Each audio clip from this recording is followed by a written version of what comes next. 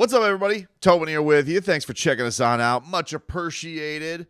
And if you guys like this show, you guys can check out the Tobin and Leroy show. We are on the WQAM YouTube channel. Was boots on the ground last night at the Miami Heat preseason opener, doing a little fill-in work on the pregame show on the radio broadcast as WQAM became the flagship station for the Miami Heat for the first time in a very long time again this season. And it was a weird feeling. I gotta tell you, like going to the arena, it's like, man, it just doesn't feel like basketball season yet. I didn't know or feel like I was ready for it to be back, which was weird because typically when I get, media day, that's like I'm like jonesing to go, and then they like go away and they're in the Bahamas. I'm not in the Bahamas. I'm here, and I'm also just not doing any work because I was off last week. So it was very strange. It's just like basketball was here and then it went away for me personally. And it was like as soon as I walked in that building, as soon as I stepped in to that beautiful arena, Goosies. I'm just telling you, dude. I know preseason game number 1 against the Wolves. Nobody, a lot of guys sitting out, but it swept over me. Like a beautiful elixir, a basketball elixir. It was just right. It was amazing. It was like I walked out onto that court and I see that beautiful fireball right there in the middle. I stare at it. It stares back at me. I stare at it. It stares back at me. Goosies. It was amazing. And I was so happy to have Miami Heat basketball back last night. And I didn't go into last night thinking that. I was like, all right, it's been such wild times with football down here. I'm like, the loss was so painful. It was funny being on the broadcast. This Tommy Ty, he paints such a beautiful picture with his sound. We start the broadcast off, and he plays the Jimmy Butler missed 3. Oh, it's like a dagger in my heart right again. It hurt. Like, again, the pain came right back. But either way, it was fun to see the Miami Heat back on the hardwood yesterday. And this is an interesting preseason. For as much as maybe I wasn't ready for it, there's so many things that you're wondering and trying to figure out. We talked about Tyler Hero and getting his extension and all that. But there's still the question of, is he going to start? I think that he should. Who's going to be the big that starts next to Bam? Who's going to be in that 4 spot? Or would Bam be the 4 spot? There'd be a 5 spot. That's why I haven't said, who's going to play the 4? Because it's just assumed that Bam Adebayo is going to play the 5. Which technically, if you go back to the first final season a couple of years ago, where Bam really started starting, he started the games as a 4, technically. I mean, Myers Leonard was the center. And Eric Spoelstra has been tinkering with this idea and seeing whether or not him and Omer Yurtseven could work together. And Omer doing a lot of work this offseason. He had that little run where he started 10 games for Bam. I think he played like 14, but he started 10 in a row. And in those starts, he averaged like 13 and 13. And the Heat, were cruising. They were doing great. He looked great. And I do think that there's something to the idea of we're all trying to figure out a couple things with Bam Adebayo, because I think we look at this roster and we think, who do we think immediately could give you a little bit more punch? And I think we all look to Bam and we think that is the case. Tyler certainly, but we know Tyler Hero can score. We know that Tyler Hero, the number one thing he's out there to do is score. Tyler's still a very good rebounder for his size. He's become a much improved facilitator. So we know on that side of the floor, he's got it all down. He's going to get physically, bigger, and hopefully that helps him more so on the defensive side. And we saw that he was starting to improve and getting into passing lanes and getting steals and things like that. And certainly as a guy like Jimmy Butler, if he could, keep about those instincts, those things can get better as well. But I think with Bam, we all know Bam's been an all-star player. We know he's arguably the best defender in the league. Although these trash surveys that come out from the GMs where he's like honorable mention number 3. I don't even know what to do with them. I really don't. Like these things come out, and let me see these GM survey. Here it is. I think this is this year. He was, I think, number 3. The same thing. He getting no respect on this stuff. Defense. Who is the best defensive player in the NBA? Giannis Antetokounmpo gets 48%. Draymond Green, 24%. Rudy Gobert gets 10%. Others receiving votes: Bam, Drew Holiday, Kawhi Leonard, who are all very good defenders. Ben Simmons, I think, is a little overrated defensively. I'm not saying he's not good. I just think that they put Ben Simmons as one of the best defenders in the league because he was the number 1 overall pick, and he's scared to take a jump shot and, quite frankly, a layup, and so they try and boost him up on other places. Then they go, who's the best perimeter defender in the league? Marcus Smart, 41%. Drew Holiday, 31%. Kawhi Leonard, then at 10%. Mikal Bridges, 7%. He's not even in other receiving votes on the best defensive perimeter guy, which I think is crazy. Best interior, Rudy Gobert, then at 83%, Giannis at 10%, Draymond at 7%. And then the most versatile defender, this is where he showed up in the top 3. Giannis, number 1, Draymond, number 2, and Bam, number 3. Which is kind of crazy. So he's the most versatile defender in the league, or thought about as the most versatile defender in the league, but he's not among the best in either one of these GM's opinions. It's a little bit wacky, if you ask me. But, that's another story for another day. We know that this is an offensive story about Bam. So starts off with Omer yesterday, and it was clunky. It was a clunky game yesterday against the Timberwolves. The Miami Heat, they end up losing. I think 121-111 was the final score. And I don't know what it is with the Wolves.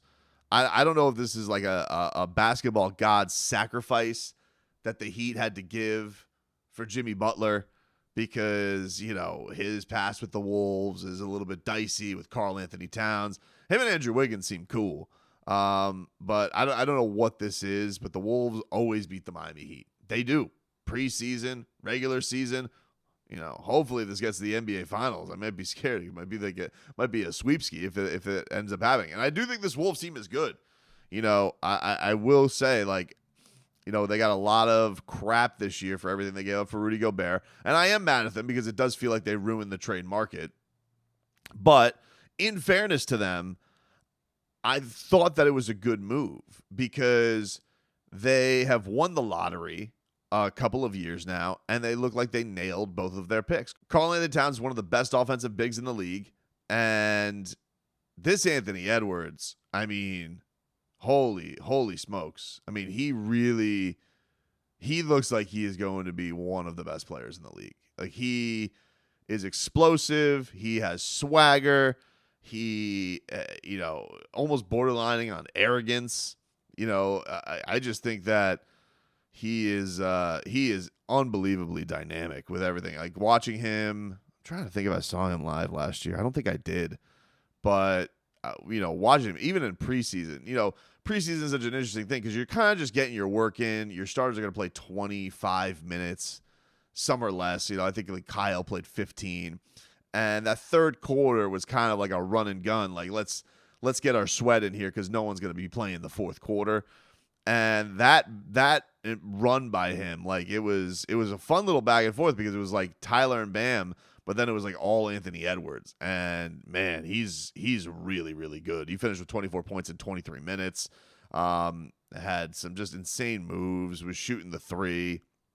It was he's impressive to watch. I think that Wolves team is definitely going to be dynamic. But getting back to the Miami Heat, so they start Omer Yurtseven next to Bam, and it's a little bit clunky. Now, I do give them a bit of a pass on the clunkiness because the big problem in this game, turnovers. Oh my God, the turnovers are bad all over the place. And the Wolves basically, I think points off turnovers after the first half was 16-0, and that was really the big story of the game. He couldn't take care of the basketball.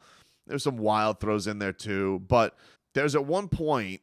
It was late in the first quarter. The lineup that comes in, it's Duncan, Dedmon, Strus, Haywood Highsmith, and Marcus Garrett.